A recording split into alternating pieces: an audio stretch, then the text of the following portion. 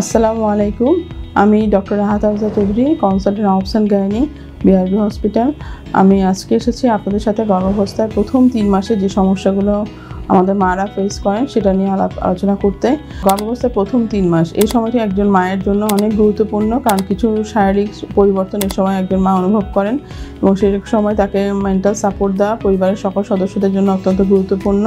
প্রথম 3 মাসে কমন যে সমস্যাগুলো নিয়ে মারা আমাদের কাছে আসেন তার মধ্যে অন্যতম হচ্ছে বমি ভাব অথবা বমি হওয়া, খাদ্যে অরুচি, প্রচণ্ড পেটে জ্বালাপোড়া করা, অনেক সময় তলপেটে ব্যথা, এই সমস্যাগুলো হয়।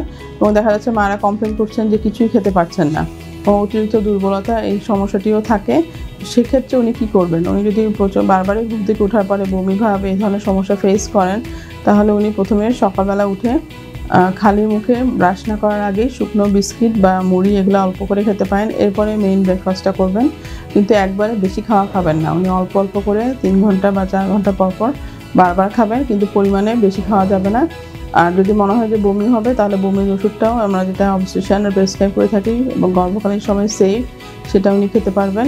এবং বমির ওষুধটা খেয়ে তারপরে যদি উনি খাওয়াটা খান এবং খাওয়ার মাঝখানে যদি গ্যাপ না রাখেন, হয়তো উনি কিছুটা আরাম পাবেন। কিন্তু যদি অতিরিক্ত মাত্রায় বমি হয়, কিছুই খেতে না পারেন, সেক্ষেত্রে অবশ্যই হাসপাতালে ওনাকে ভর্তি হতে হবে, কারণ এই সময় যদি স্যালাইন না দেওয়া হয় শরীরে, তখন লবণের ঘাটতি হয়ে অনেক রকমের ক্ষতির সম্মুখীন হতে পারেন।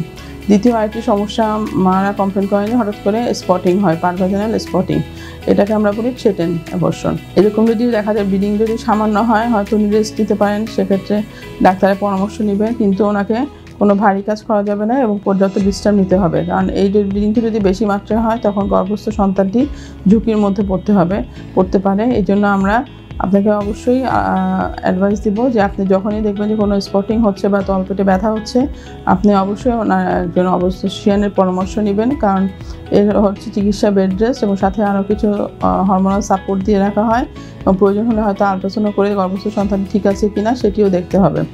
কোনোভাবেই এই সিমটমগুলোকে নেগলেক্ট করা যাবে না।